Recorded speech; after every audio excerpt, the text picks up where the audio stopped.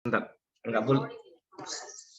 Assalamualaikum warahmatullahi wabarakatuh. Waalaikumsalam warahmatullahi wabarakatuh. Selamat malam pemirsa, selamat jumpa kembali di acara Bincang-Bincang Kelapa Sawit. Kali ini masih dengan narasumber andalan kita, Pak Jen Muhayat atau Mas Imo. Tentunya beliau adalah narasumber kita untuk di bidang yang berkaitan dengan budidaya tanaman sawit, kelapa sawit ataupun tanah pemupukan dan sebagainya. Jadi kali ini masih mau akan membacakan pertanyaan dari netizen yang bertanya. Biar nggak salah ini apa?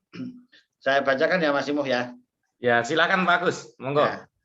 Selamat malam Pak Agus. Perkenalkan saya namanya titik dari Sumut Petani Sawit, Mas.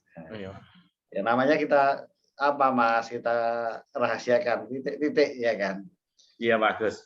Saya penggemar Bapak di konten YouTube Bapak. Alhamdulillah ini loh Mas. Ya mudah-mudahan bermanfaat. Ya. Saya mau tanya Pak, gimana pendapat Bapak pemupukan sawit dengan sistem kocor? Ingat Mas, dicatat ini. Dengan sistem kocor. Pupuknya seperti KNO3, MKB, MAP, MGS. Pupuk untuk hidroponik. Ini pupuk hidroponik itu Mas. Kenapa? Kenapa? Memang lebih mahal. Tapi hasilnya kan selama ini lebih baik dan karena reaksinya yang cepat. Jadi dikocorkan pupuk yang biasanya untuk hidroponik dipakai untuk sawit, bisa enggak kira-kira? Karena selama ini ya untuk hidroponik serapannya kan bagus gitu. Silahkan Mas Imo untuk menjawabnya. Iya, terima kasih Pak Agus ya yang telah menyampaikan pertanyaan dari Bapak titik-titik di Sumatera Utara yang membandingkan berbagai jenis merek dagang pupuk tadi yang disampaikan oleh Pak Agus yang biasa digunakan hidroponik, dan hidroponik pasti menggunakan sistemnya kocor karena medianya adalah air dengan menggunakan konsentrasi.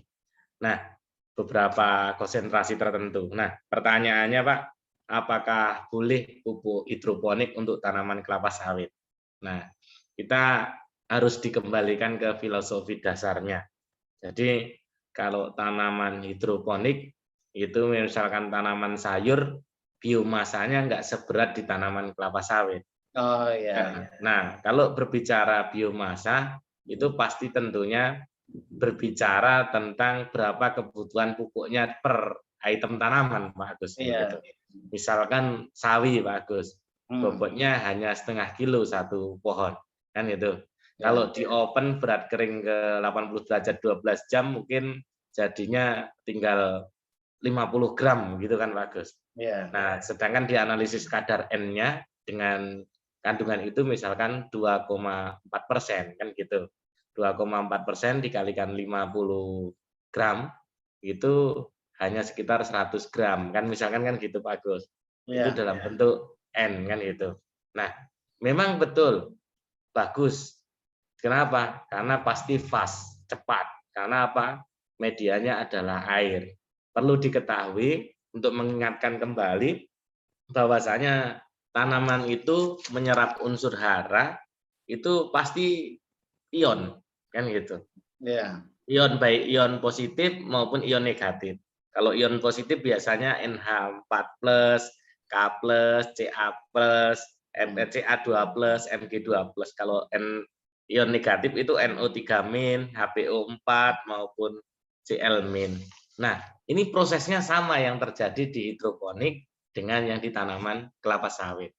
Hanya permasalahannya yang membedakan adalah dikocor sama tidak. Nah, di kelapa sawit boleh tidak? Boleh, karena nggak ada masalah Bapak-bapak sekalian. Nah, kalau Bapak mengocor di bibitan, di PN, itu kan kalau dosis PN di bawah dengan umur 12 minggu ketika tanamannya masih daunnya 2 atau 4 helai, itu kita selalu menyarankan 2,5 gram urea dengan 100 dengan 1 liter air untuk 100 pohon. Nah, itu pola itu sebenarnya sama yang dilakukan dengan hidroponik, hanya hidroponik medianya adalah air, yang ini adalah medianya tanah. Proses penyerapan haranya mirip karena proses penyerapan hara di dalam tanaman itu bisa lewat akar dan lewat daun juga, dan itu juga sama lumrah yang dilakukan. Hanya catatannya sekarang biomasa yang dihasilkan di kelapa sawit lebih besar. Nah, misalkan kebutuhan untuk tanaman menghasilkan itu minimal itu pas tidaknya 7 kilo kalau kita taburkan. Nah, kalau mau dikocor pas daunnya, ya misalkan 3 kilo nyiapin 4 kilo pas laparnya, tentunya butuh biaya yang sangat banyak. Jadi rasionalisasi penggunaannya adalah Pak Agus dengan cost Pak Agus, seperti itu. Dengan biaya. Apalagi Pak biasanya yang pupuk-pupuk untuk kegiatan hidroponik ini 1 kilonya Pak udah di atas 10.000 semua Pak. 15.000, 20.000. Jadi nilai ekonomisnya secara sisi ekonomis itu tidak pas, tapi secara keilmuan itu bisa diserap enggak, ya tentunya bisa Pak Agus. Nah, itu catatan yang pertamanya Pak Agus, gitu. Nah, perlu diketahui untuk mengingatkan kembali, ini pertanyaannya Pak Agus saya sambungkan dengan audiens saya juga Pak Agus. Kemarin itu pada 2 minggu yang lalu kan belum banyak hujan Pak Agus. Jadi, Pak Muhayyad, ini pupuk saya kalium telat. Sudah masuk musim kemarau, tapi sudah terlanjur belum diaplikasikan karena nunggu odrum kan gitu Pak Gus. Nah, boleh nggak Pak, ini dosis 1 kilo saya larutkan ke dalam air 1 liter terus saya siramkan kan gitu. Nah, membahas pertanyaan ini Pak, ini pertanyaan ini sangat cerdas dan sangat bagus Pak Gus. Tapi perlu dipahami bersama bahwasanya kemampuan akar dalam tanaman kelapa sawit tidak bisa sekaligus menyerap kebutuhan total Pak Agus.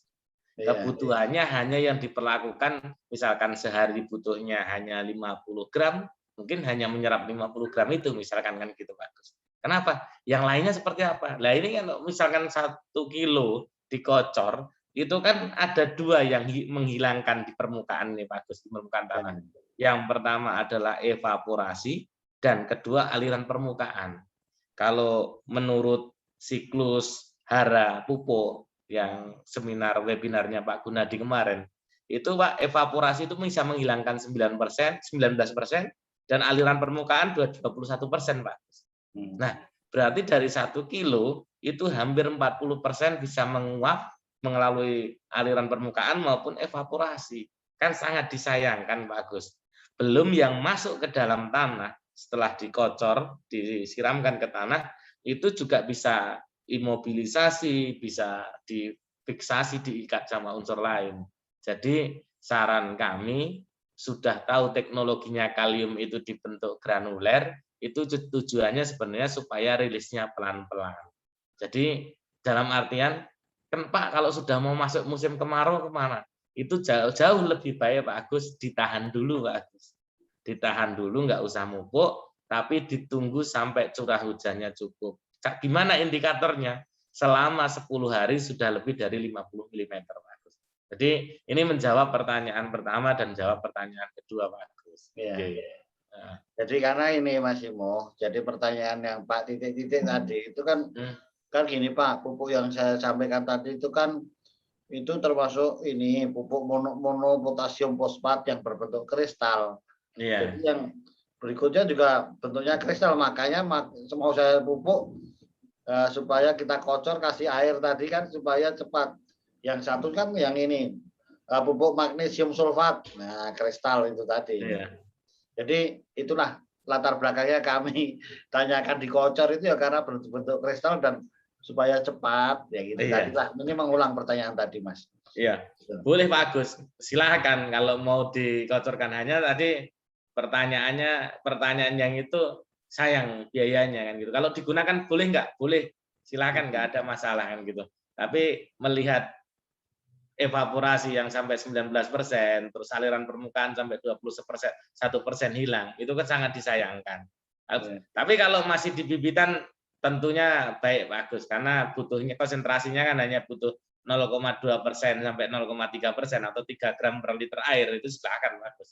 Tapi Iya. kalau di tanaman menghasilkan Pak Agus, kalau Bapak ngocor 1 hektar 130 pohon, kebutuhannya 1 liter, bawa drum aja udah enggak. Ini Pak Agus, enggak kekejar Pak Agus. Memboyoi udah. Iya, itu tadi. Kalau siapa kan di pupuk, di apa namanya, di bibitan kita kan memang sudah NPK itu, Mas. Iya Ya Pak kan? Agus. Kalau yang ini tadi kan unsurnya kan nggak lebih dari 2 gitu. Iya, dia biasanya ya muriat of potasiumnya sama campur sama magnesium, ada yang fosfat campur magnesium. Ya. Itu ya tentunya biasanya kalau daun mayoritas dia banyak N sama, tergantung ininya sih Pak, tergantung jenis tanamannya memang kan seperti itu. Iya. Oke pemirsa, itu saja. Mudah-mudahan bisa menjawab tadi pertanyaan mengenai pupuk oleh Mas Imo. Terima kasih Mas Imo, mudah-mudahan bermanfaat bagi para pekebun kelapa sawit. Assalamualaikum warahmatullahi wabarakatuh. Waalaikumsalam warahmatullahi wabarakatuh.